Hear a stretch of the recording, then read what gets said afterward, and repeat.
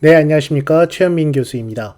오늘은 문서 이해 능력과 문서 작성 능력, 이 두 가지에 대한 정의하는 시간을 좀 가져보고, 추가적으로 대학 글쓰기를 넘어서서 우리가 직무와 관련된 측면의 문서들은 뭐가 있는지 한번 그러한 문서들의 종류를 알아보고 작성 방법도 한번 고민해 보는 시간을 갖도록 하겠습니다. 저희가 지금까지 대학 글쓰기라는 주제로 여러분의 지금 입장에서 쓰여지는 다양한 형태의 문서 작성에 대한 측면을 같이 고민하지 않았습니까?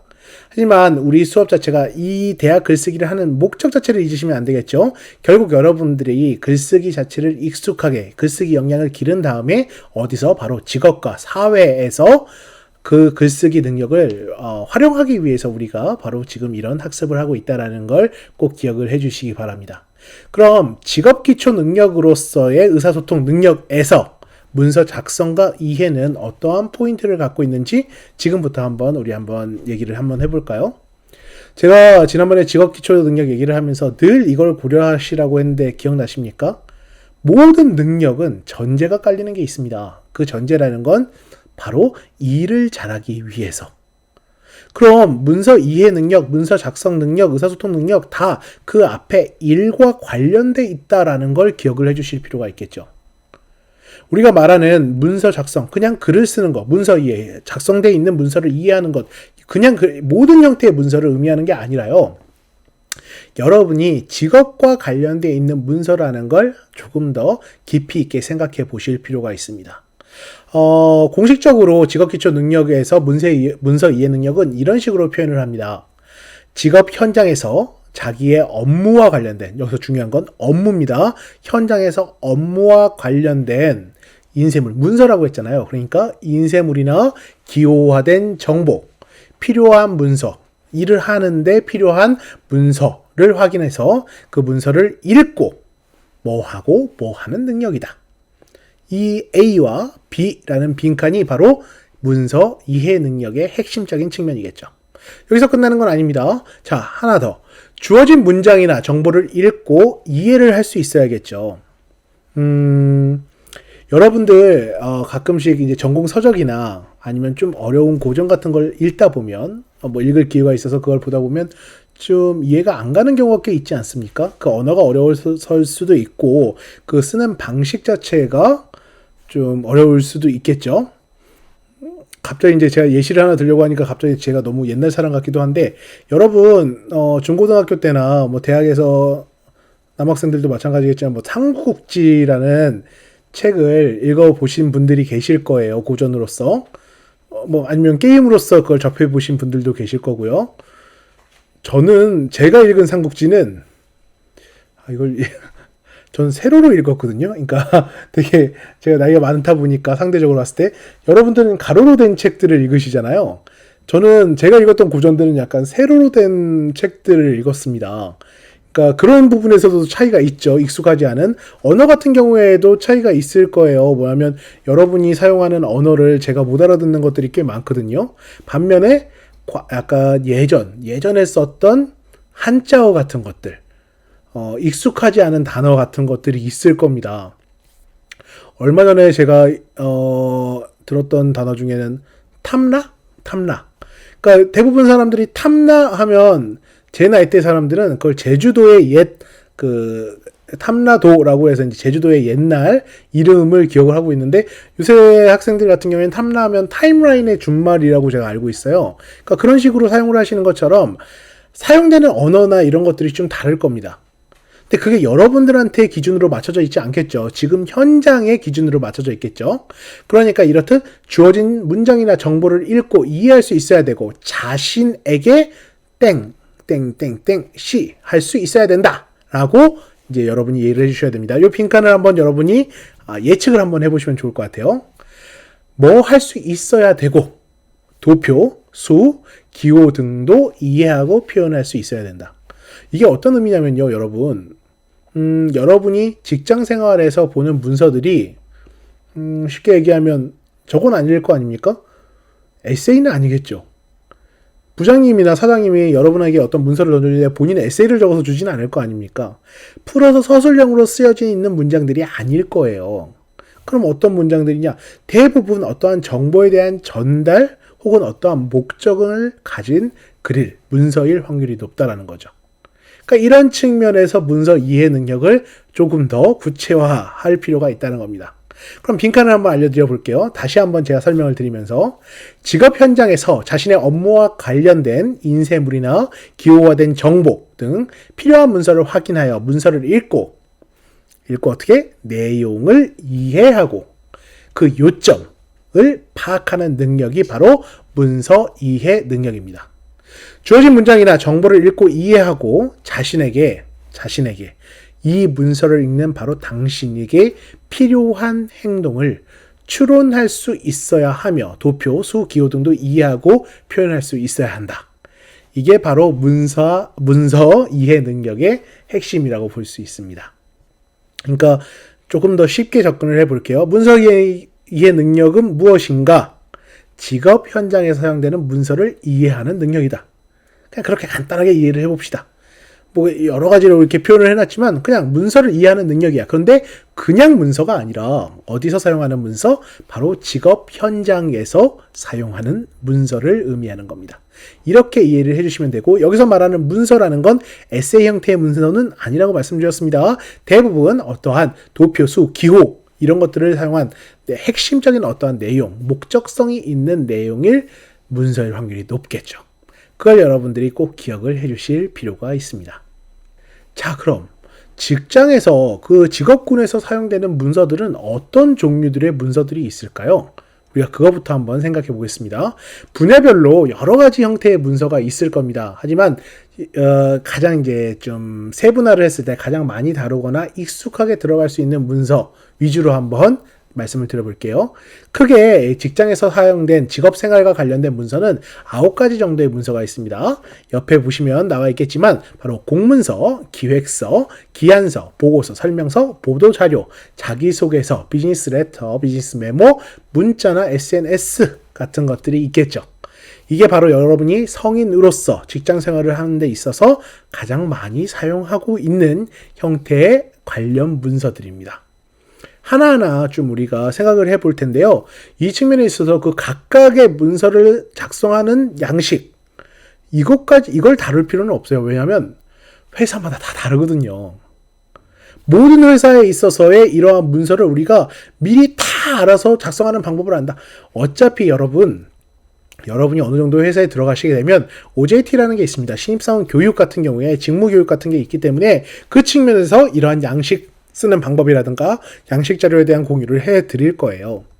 그러니까 그때 그건 배우시면 되되 최소 한도로 이게 어떠한 문서인가 정도는 알고 있을 필요가 있다라는 겁니다. 그런 측면에서 그냥 이런 구분이 있을 수 있겠구나 라는 정도만 생각을 해 주시면 될 것 같습니다.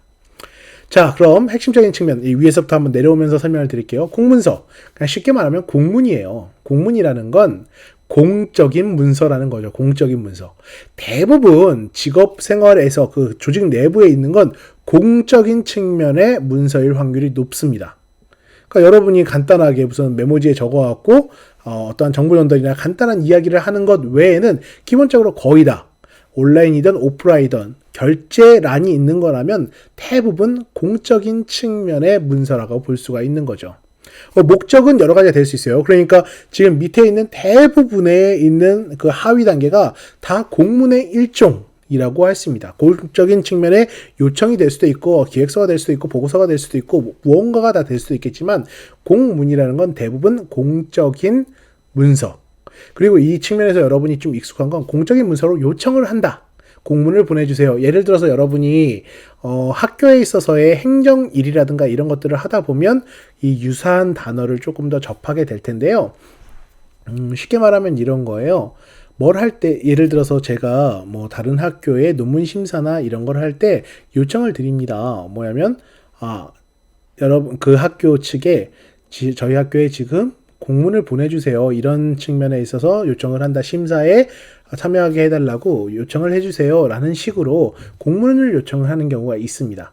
다른 측면도 마찬가지예요. 어떤 계약 관계라든가 어떤 무언가를 할 때 대부분 공적인 측면의 문서로서 번호들이 있고 그 번호를 구성해서 요구하는 경우들이 있죠.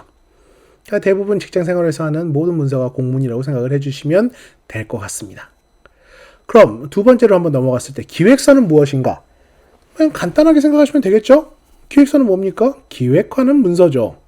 여러분의 업종 자체가 어떻게 될지는 잘 모르겠지만 사람마다 좀 차이가 있겠지만 서비스 경영과라면 예를 들어서 경영과 관련된 측면에서 새로운 프로그램 아니면 이 프로그램 운영에 대한 기획을 하게 될 겁니다. 그 기획에 대한 내용을 작성하는 게 기획서라고 할 수 있겠죠. 기안서는 두 가지 용도로 사용되는 측면의 문서예요. 기안 같은 경우에는 기업 활동 중에 문제들이 여러 가지가 생길 수 있겠죠. 이런 문제 상황에 대한 해결을 위해서 해결 방안을 작성해서 결제권자에게 의사결정을 요청하는 문서라고 할 수 있습니다. 결제를 받는 문서라고 생각을 해주시면 될 것 같아요.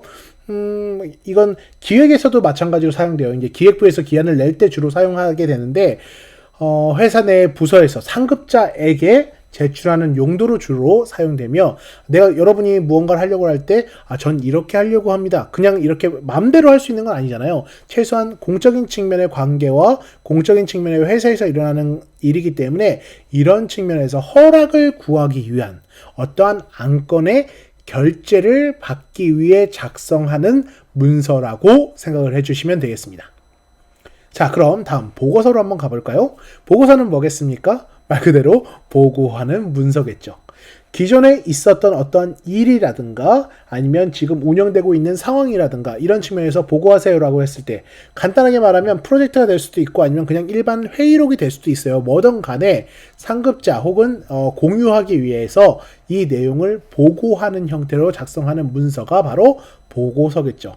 이제 보고서도 이제 여러 가지 종류가 있을 겁니다. 회의에 대한 보고서가 될 수도 있고 조금 전에 말했듯이 어떠한 프로젝트에 대한 보고서가 될 수도 있을 거고요.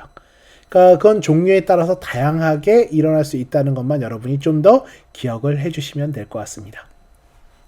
다음 한번 가볼까요? 다음은 설명서죠. 설명서는 여러분이 약간 매뉴얼로 작성하는 설명서가 있을 것이고 기존에 작성되어 있는 형태의 설명서가 있을 겁니다. 쉽게 말하면 이런 것들이 있을 수 있지 않을까요? 여러분 한번 생각해 보세요. 여러분이 새로운 전자기기, 만약에 이제 회사에 들어갔을 때 여러분이 복사나 아니면 팩스나 이런 것들을 다루어야 될 때 처음부터 그 전자기기를 잘 다루는 사람은 많지 않을 겁니다. 그럼 다루는 법을 알아야겠죠. 하지만 여러분에게 꼼꼼히 붙어서 하나하나 설명해 주는 사람은 그렇게 많지 않을 거예요. 그러한 조직이나 공간은 그렇게 많지 않을 겁니다. 그럼 여러분들은 어떻게 그 기기를 익숙하게 사용하기 위해서 관련되어 있는 설명서를 찾아볼 필요가 있고 그걸 숙지할 필요가 있겠죠. 이건 전자기기가 될 수도 있고 다른 측면의 내용이 될 수도 있어요. 여러분들의 행동 지침 같은 것들이요. 그러니까 매뉴얼이라고 표현을 하는데 예를 들어서 설명서 같은 경우에는 이런 것도 설명서에 들어갈 수 있습니다. 그러니까 전화 응대 매뉴얼 뭐 이런 것들이요. 만약 여러분이 회사의 직원으로서 회사에 올라오는 어떠한 그러한 전화 응대 시스템 같은 게 있지 않겠습니까? 그냥 전화 받자마자 저 최현민인데요. 뭐 이렇게 말할 수는 없을 거 아니에요. 여러분의 이름이 중요한 게 아니라 회사 어느 부서 누구입니다. 뭐 약간 이런 것들이 그 전화를 받는 매뉴얼 같은 게 있을 겁니다. 이런 것들은 그 응대 설명의 일환이라고 볼 수 있는 거죠. 그런 측면에서 단순히 전자기기를 다루는 것도 그 다루는 내용을 적어놓는 것도 설명서라고 할 수 있을 것이고 여러분의 행동 지침이나 패턴을 만들어가는 형태의 설명을 하는 것도 그러한 매뉴얼도 설명서의 일종이라고 볼 수 있을 겁니다. 자, 다음은 보도자료입니다. 보도자료는 여러분이 단어는 좀 많이 들어보셨을 거예요. 이것도 이제 행정 업무를 하셨던 경험이나 혹은 이쪽 분야에 일했던 사람들은 익숙한데 보도자료 하면 여러분 뭐 같나요? 이 내용만 봤을 때. 네, 그렇죠. 약간 뭔가 기사 같은 느낌이 좀 들지 않습니까? 기사? 그러니까 말 그대로 이 보도자료는 기사를 의미하는 건 아니고요. 기사는 기자가 작성하는 거니까 기사 자체를 의미하는 건 아니고요. 여러분이 기사거리를 전달하기 이전의 그 소스를 의미하는 겁니다. 보도자료를 낸다라는 건 뭐냐면 여러분이 기획에서 이제 그 회사에서 기획팀이라든가 홍보팀에 들어갔을 때 여러분 회사에서 어떤 일을 해요. 뭐 봉사활동을 할 수도 있고 새로운 신제품이 나왔을 수도 있고 새로운 서비스가 런칭이 됐을 수도 있을 겁니다. 이걸 알려야죠. 홍보를 해야겠죠. 근데 이 홍보를 어디다 하느냐? 바로 언론사에 하게 됩니다. 그 언론사에 하게 될 때 언론사가 와서 그냥 취재하는 게 아니거든요. 그러니까 그 모든 뭐 그렇게 하는 경우도 있겠지만 대부분은 그쪽에서는 기사거리가 필요하고 이쪽에서는 홍보에 대한 측면이 필요합니다. 그렇기 때문에 우리 조직에서 언론사에 어떠한 홍보 계통이라든가 이런 것들에 대한 내용을 전달하는 것, 이런 기사를 내주세요 라는 식의 보도자료를 뿌린다는 게 약간 이런 것들입니다. 아마 여러분 드라마 중에 정치 드라마나 아니면 기업 드라마 같은 걸 보시다 보면 보도자료 뿌려! 뭐 약간 이런 얘기를 들어보신 적이, 이런 대사를 들어보신 적이 있을 거예요. 이 대사가 바로 뭐냐면 이 회사에 대한 홍보나 알려야 될 어떤 내용을 언론사에 뿌려! 이 얘기입니다. 그러니까 그렇게 작성되는 문서가 바로 보도자료라고 할 수 있습니다. 자, 다음으로 가보겠습니다. 다음은 바로 자기소개서입니다. 자기소개서. 오늘 수업에서 지금 제가 설명하는 것 외에 자기소개서 작성에 대한 두 파트가 같이 포함되어 있습니다.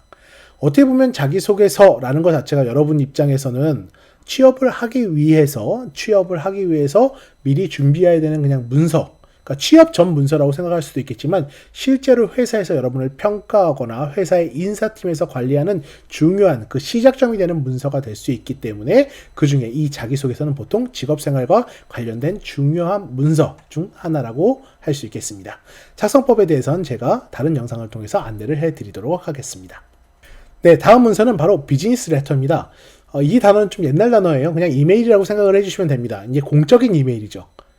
가끔씩 이제 학생들이랑 이메일로 소통을 할 때 저도 좀 느끼는 건데, 여러분이 이제 최소한 이 비즈니스 레터라든가 문자나 SNS 같은 형태로 저와 혹은 여러분보다 약간 상급자 혹은 조금 더 경어나 예의를 차려야 될 측면에 있어서의 기준을 갖고 있을 필요는 있습니다.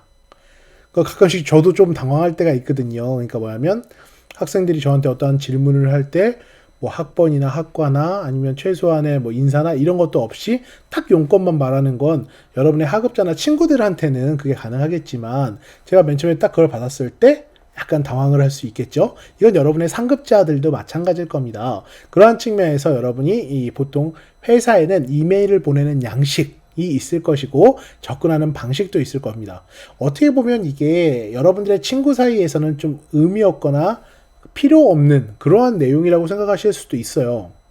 하지만 중요한 건 여러분이 메일을 보내는 사람은 여러분의 고객이나 상급자지 여러분의 친구가 아니라는 거예요. 그렇기 때문에 안부 인사가 필요하고 좀 더 쓸데없는 내용처럼 보이겠지만 그런 식의 구구절절한 무언가도 살짝쿵 필요할 수 있다는 겁니다. 그렇기 때문에 그런 측면에서 공적인 측면의 비즈니스 레터, 이메일을 보내는 방식, 그 작성법이라는 게 있습니다. 그런 것들에 대해서도 여러분이 숙지할 필요가 있고요. 비즈니스 메모는 그냥 쉽게 메모라고 생각을 해주시면 됩니다. 우리가 실제 대면에서 하는 여러 가지 문서의 전달이 있을 수 있겠지만 현실에서는 그런 측면을 그냥 포스트잇이나 이런 데 딱 붙여서 뭐 책상 앞에 붙여놓거나 이런 경우도 꽤 많지 않겠습니까? 이런 측면에서 사용되는 것들, 비즈니스와 관련된 간단한 내용, 정보에 대한 전달을 사용하는 것들이 비즈니스 메모라고 할 수 있고요. 이건 새로운 시대에 또 추가적으로 나온 건 이제 문자라든가 카톡이라든가 이런 것들을 사용하는 방식. 이런 거랑 비슷해요. 그러니까 초성체로 쓰시면 안 되겠죠. 그러니까 친구끼리 쓰는 단어와 여러분이 조직에서 사용되는 단어는 다를 겁니다. 그러니까 그런 측면을 같이 고려해 볼 필요가 있어요. 자, 이렇게 제가 10가지의 직업생활과 관련된 문서들에 대해서 지금 안내를 해 드렸는데요. 꼭 기억을 해 주셔야 될 부분은 뭐 이걸 직종이나 업종에 따라서 이 문서를 다 다루지 않을 확률이 꽤나 높을 겁니다. 하지만 각각에 대해서 어떠한 목적성이 있다는 건 좀 기억을 해주시면 좋을 것 같아요. 특히 지금 말씀드리는 3가지가 가장 중요한 형태의 문서라는 걸 좀 기억을 해주시기 바랍니다. 그 3가지는 바로 기획서와 설명서와 보고서입니다. 이건 솔직히 어느 업종을 가시든지 간에 이 3가지 형태의 문서는 여러분이 많이 접하게 되실 거라고 생각을 합니다. 그 측면에서 좀 얘기를 드려볼게요. 기획서는요, 우리가 좋은 기획을 한다, 기획서를 잘 쓴다 라는 측면에서 여러분이 이 문서를 작성할 때 뭘 고려해야 될지를 늘 고민을 해 주실 필요가 있습니다. 기획서를 작성하실 때 뭘 고민을 할까요? 기획의 핵심은 바로 창의성이 아니에요, 여러분. 그러니까 광고 쪽에서야 기획이라는 건 색다르고 창의성 있고 이런 것들을 생각하겠죠. 하지만 일반적인 업종에서 기획의 핵심이라는 건 뭐냐면 실현 가능성입니다. 실현 가능성. 아무리 기획이 좋으면 뭘 합니까? 사람들을 위한, 여러분, 만약 제가 여러분께 어떤 진로 콘서트 같은 걸 하고 싶다, 아니면 뭐 취업 콘서트 같은 걸 하고 싶다라고 했을 때, 제일 좋은 건 유명한 사람 부르고, 유명한 가수 부르고, 압도적으로 돈을 많이 써서 하면 되겠죠. 문제는 그 돈이 없으니까 문제 아니겠습니까? 뭐 어떤 기획이든지 할 수는 있어요. 하지만 그게 실현 가능성이 되는가? 이 측면이 바로 중요한 포인트가 된다는 걸 기억을 해주시면 될 것 같고요. 두 번째, 설명서. 설명서는 뭐겠습니까? 설명을 가장 효과적으로 할 수 있는 방식을 적용해야 된다는 겁니다. 쉽게 얘기하면 여러분 핸드폰 사면, 우리가 스마트폰 사면 아무도 보지 않는 설명서, 이만큼 두꺼운 설명서들이 같이 딸려오지 않습니까? 요새 설명서 같은 경우에는 어떻게 되어 있습니까? 그림으로 나타나 있죠. 그림으로. 글로써 뭘 어디다 꼽는다 이렇게 나와 있지 않고 각각 그림이나 이런 걸로 누가 봐도 이해하기 쉽게, 우리가 글로 이러한 설명서나 매뉴얼 같은 게 작성되는 쉬운 이유는, 그렇게 많이 작성되는 이유는 그게 사람들이 이해하기 가장 쉬운 방법이기 때문입니다. 이런 것처럼 여러분들도 고민을 해보셔야 될 게, 설명의 핵심은 뭐라고? 바로 보는 사람이 가장 잘 사용할 수 있고 활용할 수 있는 방식인가? 언어는 쉽게 쓰여져 있는가? 언어가 어려우면 그림으로 표현할 수 있는가? 어떻게 하면 쉬운 전달이 가능할 것인가? 이게 바로 설명 문서의 핵심이라고 보시면 되겠습니다. 그럼 세 번째, 보고는 뭐냐? 보고는 대부분 여러분들의 상급자에게 하는 것이겠죠. 그러니까 상대가 이걸 이해할 수 있어야 된다는 겁니다. 이해라는 건 가장 직관적이고 가장 핵심적인 측면에서 요약이 잘 돼 있어야 되며, 그러니까 쓸데없이 에세이 형태로 길게 쓰는 것이 아니라 가장 짧으면서도, 왜냐? 여러분 보고하는 게 조금 전에 말씀드렸듯이 상급자한테 하는 걸 거 아니에요. 상급자는 여러분보다 전문성이 더 높을 확률이 꽤 높습니다. 전문성이 높겠죠. 그만큼 일을 많이 했으니까. 그러니까 모든 자료에 대해서 그냥 다 모아놓는 형태의 보고가 아니라 핵심적인 측면을 요약 정리해서 상대가 직관적으로 이해할 수 있게 만드는 것. 이게 바로 보고의 핵심이라고 할 수 있습니다. 지금 제가 세 가지 예시안을 들었지 않습니까? 기획과 설명, 보고, 기획서, 설명서, 보고서. 물론 다른 문서도 많이 중요하고, 뭐 예를 들어 기한서 같은 경우에는 그냥 어느 업종에 가든지 다 익숙하게 한번 접해 보실 겁니다. 하지만 이 세 가지 그 각각의 문서에 대한 그 목적성을 잃지 말아야 된다는 건 여러분이 이 수업에서 꼭 기억을 해 주셔야 될 부분이에요. 많은 사람들이 이 문서의 목적이 뭔지 모르는 상황에서 작성이 되다 보니까 상대적인 측면에서 문제가 생기지 않겠습니까? 아니, 기획서인데 가능성이 없거나, 설명서인데 봐도 이해가 안 가거나 사용할 수 없거나, 보고서인데 핵심이 요약이 안 돼 있으면 그건 그 문서로서의 의미가 없다라고 말할 수 있겠죠. 그렇기 때문에 그러한 측면에서 여러분이 이걸 고려해 주실 필요가 있을 것이고, 각각 이 세 가지 중요한 문서에 대한 핵심을 꼭 오늘 수업에서 기억을 해주시기 바랍니다.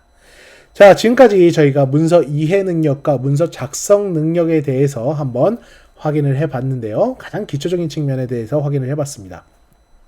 여러분한테 가장 절실한 문서는 뭘까요? 여기서 나와 있는 10가지 문서 중에서 아마 지금 현재 입장에서는 자기소개서가 될 확률이 높을 겁니다.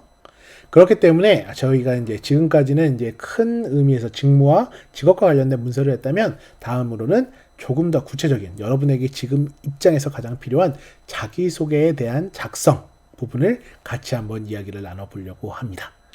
자, 그럼 두 번째 자기소개서에 대한 강의도 잘 들어주시기 바랍니다. 네, 감사합니다.